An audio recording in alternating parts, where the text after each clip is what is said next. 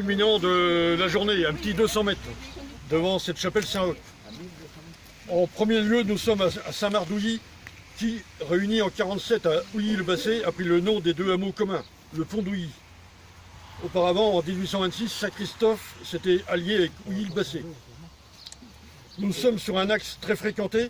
En effet, ici passe le chemin de Bretagne, venant de Paris ou Rouen par Falaise et se dirigeant vers Tachebré. Le pont d'Houilly était déjà connu comme ville-étape au XIIe siècle, avec son pont romain en briques. C'est un des rares passages sur l'Orne jusqu'à son embouchure dans les marais près de Caen. Nous revenons à Saint-Roch et à cette chapelle construite vers le milieu du XVIe, après la grande peste de 1547. Ce Saint-Roch était spécialiste de la terrible maladie.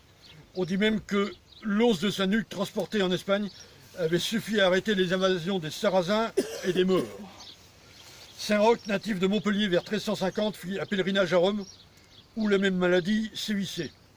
Avec son instrument de médecine, la lancette, il soignera des malades. Atteint lui-même de la maladie, il s'isola. Le chien de chasse du seigneur voisin lui apportait du pain.